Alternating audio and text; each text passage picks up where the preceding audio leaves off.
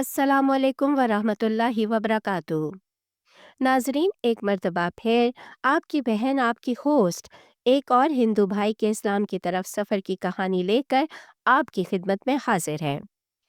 आज हम जिस भाई के इस्लाम कबूल करने की कहानी शेयर करने जा रहे हैं, उसकी कहानी ने मुझे तो ज़रूर रुला दिया था। यकीनन यह आपके ईमान को भी ताज़ा कर देगी। ये भाई बताते हैं कि जब उन्होंने इस्लाम कबूल किया तो उनके हिंदू परिवार ने उनके साथ कैसे कैसे जुल्म किए। हत्ता कि उनके बाप ने हिंदू कम्युनिटी को तहरीरी तौर पर लिख के दे दिया कि अगर वो उनके बेटे को जान से मार भी दें तो उनको इस पर कोई एतराज़ नहीं होगा।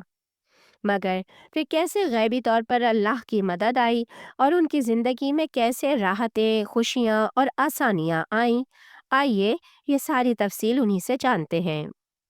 मगर वीडियो में आगे बढ़ने से पहले आपसे दरख्वास्त कि हमारी वीडियोस के ज़रिए दिया जाने वाला इस्लाम का पैगाम घर घर पहुंचने में आपकी मदद और आपके ताउन का तलबगार है। अगर आप हमारी वीडियोस को ज़्यादा से ज़्यादा शेयर करेंगे तो ये पैगाम घर घर पहुंचेगा। तो आइए चलते हैं शेख अब्दुल्ला की कहानी की तरफ और जानते हैं कि 14 साला हिंदू लड़का शेख अब्दुल्ला कैसे बना। मेरा इस्लाम में आने का मैं अगर आपको दो चार अल्फाज में कहूँ तो मुझे किसी मुसलमान ने मुसलमान नहीं किया गाइड नहीं किया। अच्छा, मुसलमान नहीं किया समझो। अच्छा। मुझे खुद अपने मजहब वालों ने, हिंदू मजहब वालों ने मुसलमान किया है। वो कैसे? वो ऐसे कि हमारे गांव में सादा सीधा माहौल है। गांव तहसील थाना बोला खान का गांव, मोल नाम है उसका। अच्छा। उसकी 13-14 हज़ार उस वक्त आबादी थी, अब डबल होगी, मुमकिन है 3 गुना भी हो। उसमें जो सेंटर है मोल शहर, जो जिसको यूसी की हैसियत है, वहाँ पे उस वक्त 2 मसाजिद थी, अब शायद 4 हैं 5 हैं, और 2 में से एक जगह पे सिर्फ जुमे की नमाज होती थी। वो नमाज पढ़ाने वाला भी एक गांव गोट से आता था, बेचारा सीधा साधा एक मौलाना साहब जुमे की नमाज पढ़ाता। 10-20 रुपए जमा हो जाते, आधा मिट्टी के तेल के लिए रखते थे, लालटीन जलाने के लिए, आधा उसके जुमे पढ़ाने की खर्ची होती थी। यहाँ तक फिर उसकी भी मुलाकात मस्जिद से हफ्ते के बाद ही होती थी। अब वहाँ एक बिल्डिंग तामीर हो रही थी, उसमें जो शटरिंग मिस्त्री था वो एक अल्लाह वाला था। उसका मामूल था सुबह सवेरे और रात को देर से कलाम पाक की तिलावत बाआवाज़ बुलंद करना। आवाज़ में बहुत मिठास थी। मैं इस तरह क्योंकि हम मंदिर में गाते बजाते थे, आवाज़ के तरफ लगन था हमारा भी, तो हमने जो खूबसूरत आवाज़ सुनी तो समझो एक मिठी आवाज़ लगी, समझ कुछ भी नहीं कि ये क्या है। आवाज़ अच्छी लगी तो मैंने आपको उनको ये गुजारिश की कि यार आप बड़ा खूबसूरत गाते हैं, मुझे भी सिखा दें। अच्छा। तो उसने बोला ये कोई गाना वाना नहीं है भाई, ये हमारे मज़हब का किताब है, आसमानी अल्लाह ताला का भेजा हुआ किताब है, कुरान मजीद। इसको पढ़ने के लिए पाक होना, ये नहीं कलमा पढ़ना लाजमी है, लेकिन गैर मुस्लिम के लिए ये इजाज़त दी है कि अगर बेअदबी का ख़तरा ना हो तो आप उसको बगैर वजू भी कलाम पाक दे सकते हैं कि वो पढ़े और हिदायत पे आ जाए। इसलिए कि हिदायत इतनी बड़ी दौलत है कि उसके पीछे ये थोड़ी सी कमी बर्दाश्त की गई है। तो मैंने बोला यार मैं तो एक अच्छा आवाज़ समझ के इसको सीखना चाहता हूँ, आपने एकदम कलमे पढ़ने की बात कर दी। तो मैं उस पर नाराज़ हो गया, यार आपने ये बात क्यों कही है, मुश्किल होगा आपके लिए। तो बहुत ही वो नाराज़ हुआ। उसने बोला मेरी कोई ज़ोर ज़बरदस्ती नहीं है, आपने एक चीज़ का फरमाश किया, मैंने उसका तरीक़ेकार समझाया। बहरहाल मैं उसको मिन्नतें करता रहा, वो मना करता रहा। करते करते एक दिन उसको मैंने बोला यार आपका इतना ही ज़िद है मुझे कि कलाम पाक पढ़ने के लिए मुझे आप कलमा पढ़ाना चाहेंगे, तो मैं आपके सामने पढ़ता हूँ, मुझे आप ओपन नहीं करें, जाहिर नहीं करें। अच्छा। ताकि मेरे फैमिली में मसाइल ना हो। तो उसने बोला ये हो सकता है, आप कलमा पढ़ लो, वज़ू सीख लो, गुस्ल सीख लो और कलाम पढ़ना शुरू कर दो। मैंने जब कलाम पाक पढ़ा तो अल्हम्दुलिल्लाह आखिरी पारे से शुरू हुए हम, सूरतुल नास, सूरतुल फलक सीखते सीखते सूरह इखलास पे आए। वो कभी कभार थोड़ा तर्जुमा भी समझाते थे। तो सूरह इखलास जब हमने पढ़ी कि लम यलिद वलम यूलद पे जब हम आए कि अल्लाह किसी से पैदा नहीं, अल्लाह से कोई पैदा नहीं, अल्लाह की औलाद भी नहीं, माँ बाप भी नहीं, तो हम तो वहाँ ऐसा तस्वर रखते थे कि भगवान जो है परमात्मा वो ज़मीन पे इंसान की सूरत बन के आते रहे हैं, इंसानियत को सुधारने के लिए अवतार बन के हुलूल होकर इंसानियत का रूप धार के आए हैं। तो मैंने उनसे कहा कि यार आपने तो ऐसी बात कही है जो हमारे सोच से बिल्कुल टक्कर में है, हाँ। तो मैं आज के बाद आपसे नहीं पढ़ूंगा, नहीं सीखूंगा। तो उसने बोला नहीं, आज आप मेरी बात समझ लो, सुन लो, उसके बाद मैं आपको सिर्फ कलाम पढ़ाऊंगा, अगर तर्जुमे से आपको तकलीफ हो रही है तो मैं नहीं बताऊंगा। फिर उसने अकली तौर पर समझाया कि भाई अगर अपने मालिक को, परमात्मा को आप इंसान का रूप धारने वाला तस्वर करोगे तो इंसान तो नापाक पानी से पैदा होता है, फिर नापाक रास्ते से आता है, फिर जब बाहर आ जाए ज़मीन पे तो बचपन की ज़िंदगी इतनी बेबसी, बेचारगी, कमज़ोरी की, मोहताजी की ज़िंदगी है, कोई खिलाए और पिलाए और धुलाए और उठाए और कपड़े पहनाए और चलाए, और तो ये अपने भगवान के लिए ये तस्वर रखो कि आप तो उसके शान के बड़े गुस्ताख हो कि आप ऐसा कमज़ोर को भगवान मांगते हो जिसको वजू भी दूसरा कराए और इस्तिंजा भी दूसरा कराए और उसकी पलीते और नापाकी भी दूर कोई और करे, खिलाए पिलाए भी और, तो आप उसको भगवान मानोगे जिसका पेशाब साफ करने वाला भी कोई और हो। हाँ। तो ये आपने उसके शान में तो बहुत गुस्ताखी की है। मेरी बात जहन में बैठी क्योंकि बहुत अकली अंदाज से बात थी, लेकिन मैंने उसके बाद उससे अज़म ले लिया कि आप इस तरह की बातें मुझसे आइंदा नहीं करो। हुआ ये कि हमारे उस होटल में जहाँ मस्जिद थी, वही मौलाना साहब, उसका नाम मोहम्मद याकूब सरमस्तानी बलोच था, वो नमाज के बाद जब होटल पे बैठते थे, 2-4 लोग भी बैठते थे, वो हज़रत शाह अब्दुल लतीफ़ भिटाई रहमतुल्लाह अलैह और सूफिया किराम के अशआर पढ़ते थे। उन्होंने एक शेर पढ़ा। अच्छा, उसमें होता यह था कि शायरी का मतलब समझने का बहस होता था, एक गोट के हिसाब से एक गैदरिंग थी, कचहरी थी कि भाई इसका मतलब क्या है, जो बता दे उसका नाम हो गया। अच्छा। और जो नहीं बता दे वो मतलब एक कमजोर हो गया, उसने हार लिया, जिसने बता दिया वो जीत लिया। इस तरह का एक रुझान था। तो एक शेर हजरत शाह अब्दुल लतीफ़ भिटाई रहमतुल्लाह अलैह का है जिसमें वो कह रहे हैं कि न जायो जाम खे न जनियो जाम। तो इस पर जब बहस हुआ कि इसका मतलब क्या है, हाँ। तो मुझे तो आता था इसका मतलब। अच्छा, इस शेर में भिटाई साहब ने कुरान के अल्फाज भी कोट किए हैं कि लम यलिद वलम यूलद। इसका मतलब मेरे जहन में था, मैं रह नहीं सका। मैंने बताया कि भाई इसके लिए आप परेशान ना हो, इसका मतलब तो खुद भिटाई ने पहले मतलब बयान किया, फिर दलील में आयत दी है कि न जनियो जाम खे न जायो जाम लम यलिद वलम यूलद। तो उनको बड़ी हैरत हुई कि यार एक हिंदू बच्चा कुरान का तर्जुमा बता दे, एक हमारा पेशमाम तर्जुमा नहीं बताए, इसको ना आ सके। तो बड़ा एक तजस्सुस हुआ सबको। फिर गोठों में जो हमदर्दी और फलूट हमदर्दी है, या तो एक दूसरे की परवाह नहीं या फिर और फलूट हमदर्दी, वो ये है कि किसी ने घर पे जाके बता दिया कि यार तुम्हारा बच्चा पता नहीं कहाँ से इस्लाम सीख रहा है, वो बातें बता रहा है जो हमें भी मुसलमानों को भी नहीं आ रही है। कल को अगर तुम लोग हमारे ऊपर नाराज हो जाए, वडेरों सरदारों को आप फरियाद दे दो कि भाई इसको हमने बरगिलाया है, हमें तो खुद नहीं आता जो इनसे सुन रहे हैं, आप इसको संभालो। मैं घर पे गया शाम को, तो घर वाले ऐसे रो पीट रहे हैं कि कोई शायद फौतगी हो गई हो।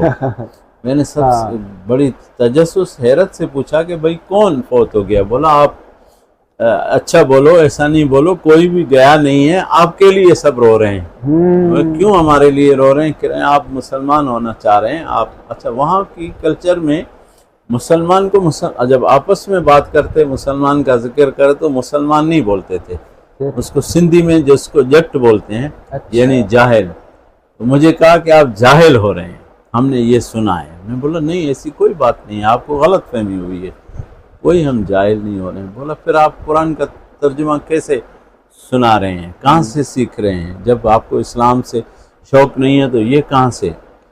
अब उसके बाद हुआ ये कि वहाँ का जो मंदिर है उसमें जो समझो चीफ थी, जिसको माता साहिबा कहते थे वहाँ पे, श्री माता साहिबा, उनके लिए तस्वर ये था कि उडेरो लाल जो उनके तस्वर में एक बड़ी हस्ती है, वो माता साहबा के अंदर चांद की रात और 14 तारीख की रात हुलूल हो जाते हैं। अच्छा। फिर लोग उनसे अपना मिन्नतें मांगते हैं, सवाल करते हैं, मशवरा लेते हैं, मदद मांगते हैं। तो उनसे पूछा गया कि देखो इस बच्चे को क्या हो गया है। अच्छा। तो उन्होंने कहा कि भाई इस पर जादू हो गया, आप इसका जादू निकलवाओ। मेरा बच्चेपना था, मेरी उम्र उस वक्त 14 साल थी। अच्छा। मेरे लिए बड़ी हैरत की बात हुई कि एक तो ये कि इतनी सारी हिंदू आबादी में मेरे से ज़्यादा मुसलमानों से मेल जोल रखने वाले भी मौजूद हैं, गहरी दोस्ती रखने वाले मौजूद हैं, उठने बैठने वाले मौजूद हैं, कारोबार इकट्ठे करने वाले मौजूद हैं। उन सब पे मुसलमानों ने जादू नहीं किया। जादू लगाने के लिए एक मेरा इंतखाब क्यों किया है? फिर अगर जादू मुसलमानों ने कर भी दिया है तो उसको काटने के लिए ये इतनी ताकत मेरे सामने जो बैठी है हस्ती, वो नहीं काट रहे मेरे जादू को। मेरा जादू फिर किसी सैयद के पास जाना पड़ेगा मेरे जादू को काटने के लिए। ये मेरे एक जहन की तजस्सुस था, हैरत थी कि भाई ये क्या हुआ। अब सैयद साहब के पास पहुंचे तो उसने भी इधर उधर की बातें की। ये वो सब चीज़ें करने के बाद मुझे तनाई में बुलाया कि क्या हकीकत है। मैंने बोला आपको क्या बताया? उसने बोला कि मुझे इन्होंने बोला है कि किसी मुसलमान लड़की से इसकी मोहब्बत हो गई है। अच्छा। उसके चक्कर में वो जादू पड़ गया इस पर और वो उसको हासिल करने के लिए। मैंने बोला मेरी तो उम्र 14 साल है। इस वक्त किसी लड़की के चक्कर में फंसना मेरे तो तस्वर में भी नहीं है। फिर मेरी 14 साल की उम्र में शादी भी हो चुकी है। तो इस उम्र में एक क्या करूं, 14 साल उम्र है, पहले से एक लड़की मेरे गले में पड़ी हुई और दूसरी लड़की के पीछे मैं मुसलमान हो जाऊं, मैं तो तस्वर भी नहीं कर सकता।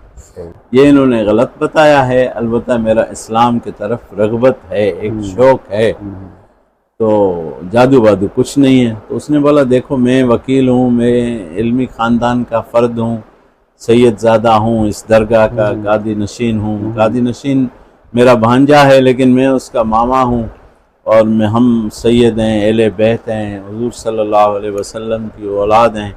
हमारे दिल में आपके इस जज्बे का कदर है और खुशी है हमें। लेकिन मैं कानून दानों, हमारे मुल्क के कानून में आपका अभी इस्लाम में आना काबिल कबूल नहीं है। आप जब तक 18 साल उम्र के हो जाएंगे, जब तक अपने आप को मख्फी रखो, मख्फी रखो, नहीं तो ये आपके लिए ज़मीन तंग कर देंगे, आपकी ज़िंदगी में मुश्किलात ले आएंगे। मैंने बोला मख्फी किस तरह रखूं? ये बुतों की पूजा करवाते हैं तो मैं कैसे करूं? बोला नहीं वो तो दिल से तो आप नहीं करोगे ना, आप सगीर हैं, सगीर को ऐसे भी गुनाह नहीं होता किसी चीज़ का, आप कर सकते हो। मैंने बोला मेरी दिल तो गवारा नहीं करती है इस चीज़ को। तो फिर उसने बोला देखो मूसा अलैहिस्सलाम फ़िरौन के पास ठहरे थे। तो मैंने बोला क्या वो बुतों की पूजा करते थे क्या फ़िरौन के पास, या फ़िरौन को खुदा मानते थे क्या? खुदा से तो उनका इनकार था, भले उनके पास रहते थे। तो फिर उसने बोला यार तुम्हारा जहन जो है ना मौलवियों के आ गया है चक्कर में, हमारे नज़दीक आपको समझाना आसान नहीं है। आप अगर हमारी बात नहीं मानते हो तो ये लोग तुम्हारे को तंग करेंगे, पीछे पड़ जाएंगे, अजियतें देंगे, फिर हमारा इसमें कोई कसूर नहीं, आप जाने आपका काम जानो।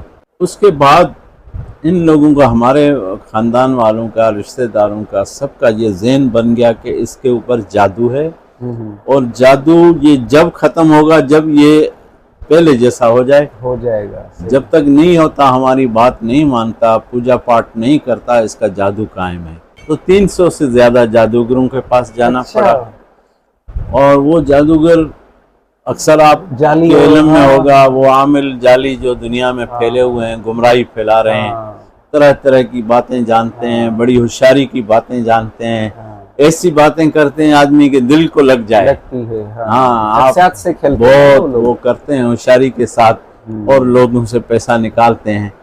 तो उसमें ऐसे भी जादूगर से वास्ता पड़ा जिन्होंने आग से जलाया जिस्म को, अज़ियतें दी, तशद्दुद किए, तकलीफ़ें दी, बहुत सारे मसाइल। जैसे जैसे उनकी तकालीफ सामने आती गई इस्लाम और ईमान पे हाँ। हमारी मजबूती होती गई। जब मेरी रगबत हुई इस्लाम की तरफ, उस दिन से इस्लाम का ऐलान करने वाले दिन तक कोई ऐसा दिन नहीं जिसमें हमारे हिंदू बिरादरी, हमारे पंडित, हमारे महाराज, ब्राह्मण, जो मजहबी पेशवा थे, उन्होंने कभी ये कोशिश नहीं की कि वो अपने मजहब की हकानियत समझाएं या इस्लाम को नौज़बिल्लाह झूठा साबित करने के लिए कोई दलील दे सकें। ऐसा कभी नहीं हुआ। इस्लाम को तो वो झूठा साबित कर ही नहीं सकते, इसलिए कि वो अल्लाह का सच्चा मजहब है और कुरान पाक सलामत है तो इस्लाम सलामत है। इस्लाम जो है वो कुरान के सदक़े से अपने उसी जवानी में सही सलामत और जिंदा और मौजूद है अल्लाह के कलाम के बरकत से। तो अल्हम्दुलिल्लाह मैंने ये देखा, वो कहते थे कि भाई मुसलमान हो जाओगे तो जलील हो जाओगे। भाई क्यों जलील हो जाएंगे? बोले भीख मांगोगे। भाई क्यों भीख मांगेंगे? अब जब हिंदू होते हुए हम कोई रोजी रिज़्क कर सकते हैं, दुकान चला सकते हैं, मजदूरी कर सकते हैं, कोई हुनर कर सकते हैं, कोई नौकरी कर सकते हैं, तो क्या कलमा पढ़ने से फालिज हो जाएगा? हाथ पैर सलफ हो जाएंगे, दिमाग खत्म हो जाएगा, अंधे हो जाएंगे, गूंगे बहरे हो जाएंगे, क्या हो जाएगा? बल्कि हम अभी जो मेहनत कर रहे हैं, जब हम ईमान पे आएंगे, इस्लाम के दौलत पे आएंगे, कलमे पे आएंगे, अच्छाई पे आएंगे, तो अल्लाह ताला हमें तौफीक देगा कि हम हिलाल कमाएं। और हिलाल में बरकत होती है। हिलाल के रोजी से इंसान के मसाइल आसान होते हैं और हराम के रोजी से मसाइल बढ़ते हैं। पैसे ज्यादा आते हैं लेकिन फिर मसाइल उससे भी डबल हो जाते हैं, जो इस वजह से इंसान की जिंदगी दिन ब दिन दलदल में फंसती जाती है, मसाइल हल नहीं होते। फिर वो कहते थे कि यार तुम देखो, यहाँ तुम्हें 14 साल की उम्र में खूबसूरत अपने पसंद की बीवी मिल गई है, मुसलमान हो जाओगे तो कोई रिश्ता नहीं देगा, तुम दरबदर हो जाओगे, तनाई की जिंदगी गुजारोगे। मैंने बोला आपको मैं सैकड़ों हिंदू दिखा सकता हूँ जो बैठे बैठे मर गए, शादी नहीं हुई, तो क्या वो मुसलमान होने की वजह से उनको रिश्ता नहीं मिला? और असबाब भी हो सकते हैं। इसी तरह अगर कोई मुसलमान हुआ है, उसका रिश्ता नहीं हुआ है, उसने अपनी जिंदगी अच्छाई पे नहीं लाई, तो जाहिर अपने बच्ची का कोई दुश्मन तो नहीं है कि वो पागल किसी रोलू एड़े घड़े को दे दे नहीं देंगे ना। तो अगर वो मुसलमान होने के बाद अच्छी ज़िंदगी गुजारेगा, इल्म पढ़ेगा, रोज़गार करेगा, इज़्ज़त की ज़िंदगी गुजारेगा, तो लोग तो अच्छे आदमी को रिश्ता देने के लिए तड़पते हैं। मैंने बोला ऐसी कोई बात नहीं है कि मुसलमान होने से मेरा रिश्ता नहीं होगा या रोज़गार, ऐसी कोई भी बात नहीं है।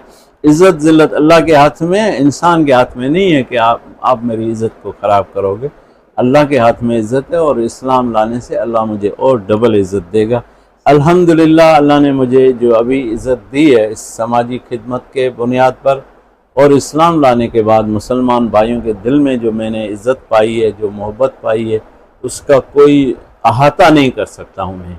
अल्लाह ने मुझे घर बैठे जो 7-7, 10-10 लाख, 15-15 लाख में नौकरी नहीं मिलती है, वो बगैर किसी एक पैसा दिए हुए घर बैठे मुझे अरबी टीचर के हैसियत से 19वें ग्रेड में नौकरी थी मेरी, अल्हम्दुलिल्लाह। और अल्लाह का शुक्र है, अल्लाह ने बहुत इज़्ज़त दी। हज़ारों मेरे शागिर्द हैं, आज उन शागिर्दों में मेरे डॉक्टर भी हैं, इंजीनियर भी हैं, बड़े बड़े ओहदों पे फाइज हैं, बड़े ताजिर हैं। सिंध के जिस शहर में जाते हैं, किसी दुकान के सामने गुजरते हैं तो कोई बच्चा दौड़ता हुआ आ रहा है। अभी हमारे पास जब वो पढ़ा था तो मासूम था, अभी माशाल्लाह जवान है, तो वो झुक के मिलता है। हम मना करते हैं भाई झुको नहीं, बोला नहीं आप हमारे उस्ताद हैं, हमने आपसे सर पढ़ा है और हमारे लिए एक अज़मत है कि आप हमारे इस शहर में आए हो, मैं यहाँ कारोबार करता हूँ, मैं आपका स्टूडेंट्स हूँ। तो बताना चाह रहा हूँ कि इज़्ज़त जो है ना वो किरदार से है, अमल से है और देने वाले अल्लाह की ज़ात है। तो कहने का मकसद ये है कि उनके पास इस तरह के सवाल जवाब थे कि मुसलमान होने से ये हो जाएगा, वो हो जाएगा, वो हो जाएगा। ये नहीं कि भाई इस्लाम ख़राब है, उसकी ये खराबियाँ हैं, या फिर हिंदू मज़हब की ये सच्चाइयाँ, ये बातें हैं, वो बात कुछ भी नहीं। कोई दलील नहीं था, कोई दलील नहीं। बस वो एक ही बात थी कि अगर इस्लाम की हकानियत बोलो तो भी वो उनके पास मार थी, और अगर हिंदू मज़हब की कोई कमी बोलो तो भी डंडा हाथ में है कि भाई मार देंगे, खामोश रहो। बस यही है ना, जब दलील ख़त्म हो जाती तो फिर इल्ज़ामात और ये जो जंगें हैं हमारे नबी पाक सल्लल्लाहु अलैहि वसल्लम के साथ वो शुरू हो जाती है। इसलिए मैंने आपसे कहा कि हमें इस्लाम के तरफ लाने वाले मुसलमान कम, हमारे गैर मुस्लिम ज़्यादा थे, जो जिन्होंने वो रास्ता इख्तियार किया जिससे हमारी इस्लामी जज्बे में कमी होने के बजाय तरक्की होती गई। उनकी हर हलचल, हर तारुक, हर कोशिश, हर मेहनत हमें इस्लाम के तरफ मजबूत करती गई। उनका जो रवैया था, जो सोच थी, जो अंदाज था अजियतें देने का, तकलीफ़ें देने का, जादू निकलवाने का, वो अजीब गरीब। एक जादूगर ने मुझे सुलाया, अच्छा, चारों तरफ से आग जलाई, चारों तरफ से आग जलाई। अब जून या जुलाई का महीना था, पहले से ही आग थी कुदरती तौर पर जमीन पे, और फिर जो चारों तरफ आग जलाई तो पूरा जिस्म पसीना पसीना हो गया। इतनी बेचैनी फैली तो मुझे मेरे वालिद साहब को कह रहे हैं कि देखो इसके जिस्म से जादू निकल रहा है। अच्छा, इसके जिस्म के जादू को मैं जला रहा हूँ। वो मेरे वालिद साहब, एक ज़मीन हमारी होटल थी रिश्तेदार की कराची में, उसके नीचे तय खाना बना हुआ। अब तय खाने में हम सोए हुए हैं, वालिद साहब ने अंदर से दरवाज़ा दिया हुआ है, कुंडी दी हुई है, उसमें ताला लगाया हुआ, ताले की चाबी अपने साथ रखी हुई है, फिर भी सारी रात जाग रहे हैं, सुकून नहीं आ रहा, नींद नहीं आ रही। मैंने बोला बाबा मेरे को तो ज़ख़म जो हैं वो सूज गए हैं, आग से जलाया है, मुझे इसलिए नींद नहीं आ रही, आप तो सुकून से सो जाएं। आपने मुझे तय खाना में रखा है, ताला लगाया है, चाबी अपने पास रखी है। बोला बेटा मुझे सब पता है, तेरे को ऐसे जादू सिखाए हैं कि ये ताले वाले सब टूट जाएंगे। अच्छा, ऐसे इल्म सिखाए हैं तेरे को कि तू भाग जाएगा। मैंने बोला फिर उस इल्म में ताकत है? बोला हाँ, इल्म में, हर इल्म में ताकत होती है, और इस इल्म में भी ताकत है जो तूने सीखा है, जिसको कुरान कहते हैं। हाँ। तो ये ताले वाले उसके सामने कोई हैसियत नहीं है। और फिर 84 में इन्होंने एक प्लान बनाया कि भाई ये बिल्कुल बेकाबू हो गया, इसके पीछे जितने भी हमने कोशिशें की हैं इसको इस्लाम से हटाने के लिए और अपने मज़हब पे लाने, ज़हन बनाने के लिए, वो सब बेकार गई हैं। कोई जादू नहीं चलता है, कोई बस नहीं चलता है, तमाम तर कोशिशें नाकाम हुई हैं, सारी मेहनतें। अब क्या करें? तो प्लान बनाया कि इससे इकरार कराओ इस्लाम का और फिर सख्त अजियतें दो, या तो तौबा ताइब हो जाए या इन अजियतों में मर जाए। वालिदैन को उस पर कोई एतराज़ नहीं होगा। तो वालिद साहब ने लिख के दे दिया कि मैं अपने धर्म के लाज पे, इज़्ज़त पे अपने बच्चे को कुर्बान करने के लिए तैयार हूँ। अच्छा। लेकिन वालिदा के ममता पे कुर्बान जाएं कि उसने वो किताब फाड़ के फेंक दिया कि मैं तो कभी भी ये आप लोगों को इजाज़त नहीं दे सकती कि आप मेरे बच्चे को मार दो। बाकी मज़हब सा जितना समझाना चाहते हो समझाओ। बहरहाल फिर मुझे वहाँ ठट्टा डिस्ट्रिक्ट में ले गए, वहाँ कैद करके रखा। सुबह वो भजन हमसे कहलवाते, मीठा शरबत बांटते, फिर सारे दुकानों पे फैल जाते। वहाँ में एक बिल्डिंग में करीब की मस्जिद के स्पीकर से आवाज़ आता था जिससे मैं इस्लाम की बातें सीखता था, क्योंकि उन्होंने मेरे लिए अखबार भी अलाउ नहीं किया था कि उसमें से भी कोई बात, एक आयत का तर्जुमा मिल जाता है। हाँ। टीवी देखना भी अलाउ नहीं था कि उसमें भी कभी अजान कोई इस्लाम की बात आ जाती है। तो वो बड़ा सख्ती का माहौल था। उसमें मैं मस्जिद के स्पीकर की बातें सुनता था, सारी अहादीस, कुरान शरीफ, नातें, हम्द वगैरह सब सुन के अल्लाह ने बड़ा एक बंदोबस्त दिया। वहाँ पे मिस्री शाह की कोई दरगाह थी, उसमें स्पीकर लगा हुआ था, वहाँ से बातें आती थी, वो सुनता था। तो हुआ ये कि रमज़ान करीब आया तो मैंने, वहाँ चाचा था मेरा, उनसे अर्ज़ किया कि मुझे रोज़े रखने की इजाज़त दे दो। उसने बोला यार हमारा रोज़ा तो नहीं है, हम तो विर्त रखते हैं। विर्त में ये होता है कि आधी रात को खाना है, फिर दूसरे दिन दोपहर को सूरज को खिलाना है, यानी फ्रूट सूरज को दिखा के खुद खा जाना, और फिर दूसरे आधी रात को खाना है। ये साल में 1-2 विर्त होते हैं। बाकी जो विर्त ग्यास होती हैं उसमें सिर्फ अनाज नहीं खाना है। सही।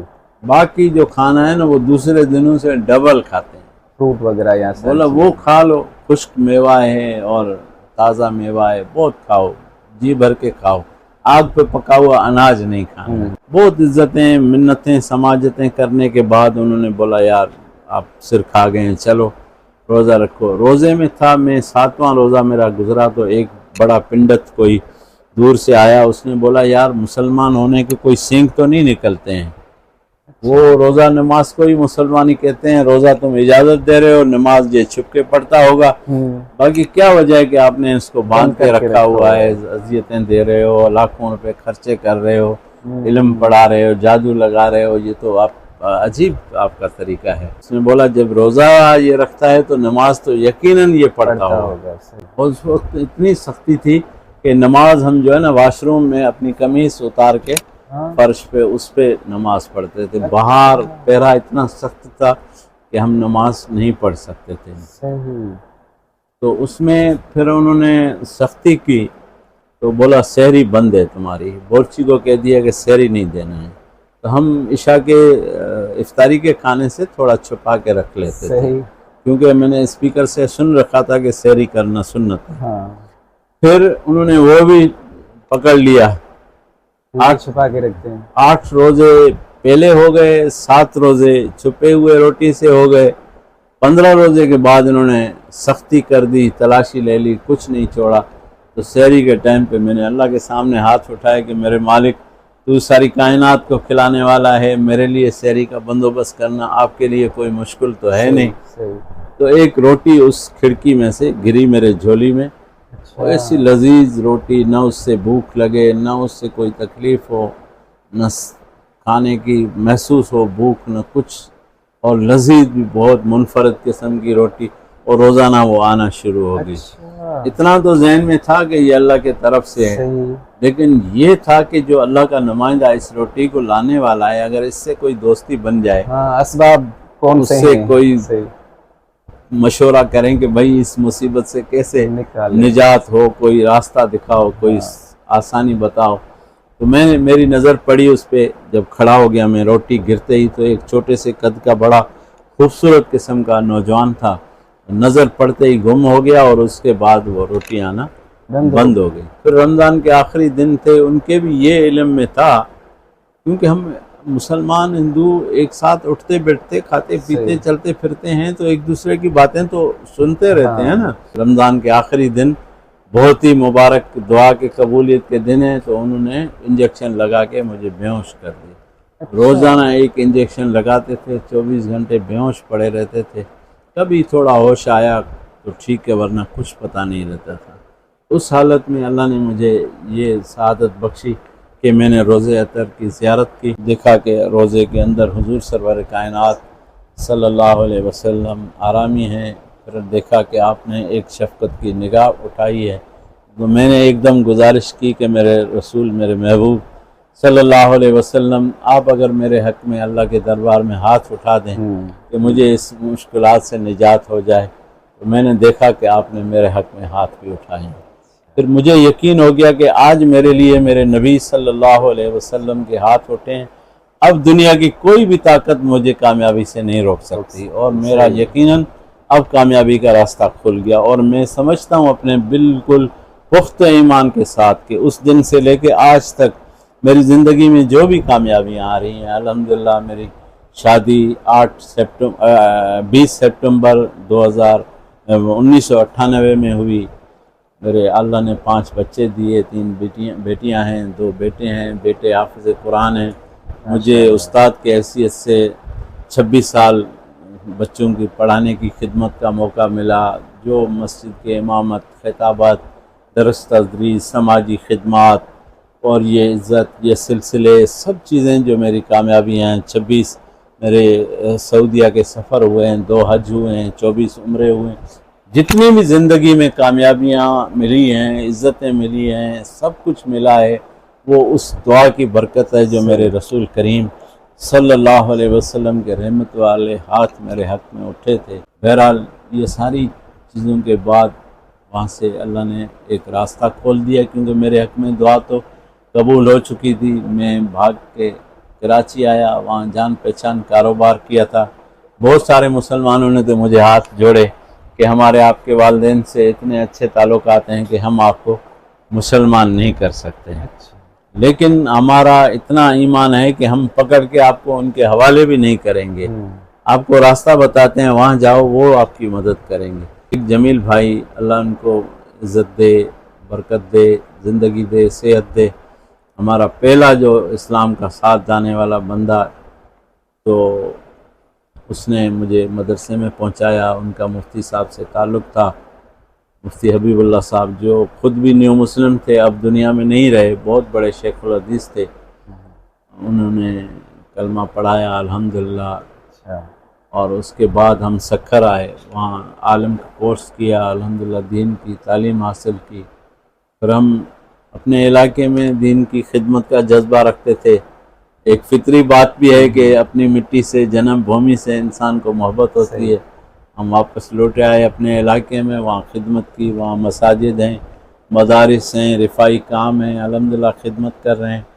फिर हम जो है वो 2018 में यहाँ जानशोरों में शिफ्ट हुए हैं कि ये मरकज़ी जगह है, यहाँ बैठकर हम अपने इलाके की भी खिदमत करेंगे, सिंध के और अज़ला में भी खिदमत कर सकेंगे। हमारे इस रिफाई काम के सिलसिले में और रुफ़त आएगी। अब फैमिली जो है वो आपके साथ ही है, तो वही फैमिली है जो हिंदू मज़हब से ताल्लुक़ रखती थी या दूसरी? उसने इस्लाम कबूल नहीं किया, तो आपने वो वहीं पर रही। ज़ाहिर है जब मुसलमान नहीं होती है तो अलग ही होना पड़ता है, तो वो वहीं पर रही। फिर मैं जब इस्लाम में आया था, मेरी 17 साल उम्र थी। फिर हमने 10 साल इल्म दीन पढ़ा। 1998 में मेरी शादी हुई, वो भी अल्लाह की मर्ज़ी, इतना ज़बरदस्त तरीके से। मेरे ससुराल मक्कतुल मुकर्रमा में अच्छा, मुकीम हैं तो पाकिस्तानी लाशारी बलोच कबीले से ताल्लुक़ है उनका, लेकिन वो 50-60 साल पहले वहाँ सेटल तो हुए। वो पहले आपको जानते थे? नहीं, उनको ये भी एक कुदरत ने ज़रिया बनाया। मेरे जो हमजुल्फ़ हैं, एक उनके भाई की सर्विस थी थाना बुला खान टेली कम्युनिकेशन में। अच्छा। उसके वजह से फिर उस मेरे हमजुल्फ़ के भाई की नौकरी के वजह से उसने भी अपने बच्चों को वहाँ शिफ्ट किया। तो मेरे ससुर जो है वो अपने बेटी के पास आते जाते थे सऊदीया से, साल 2-4 साल में चक्कर लगाने। तो वो नेक नमाजी थे, बहुत मुत्तकी परहेज़गार अल्लाह वाले थे। वो मेरे पास नमाज़ पढ़ते थे। नमाज़ पढ़ने हम भी सऊदीया से आने वाला मेहमान समझ के उनकी इज़्ज़त करते थे। इस तरह उनसे एक ताल्लुक़ जुड़ गया। फिर अल्लाह ने रास्ते खोल दिए, अल्लाह ने सबब बनाया और फिर शादी होगी। शादी हो गई। अच्छा, अल्हम्दुलिल्लाह।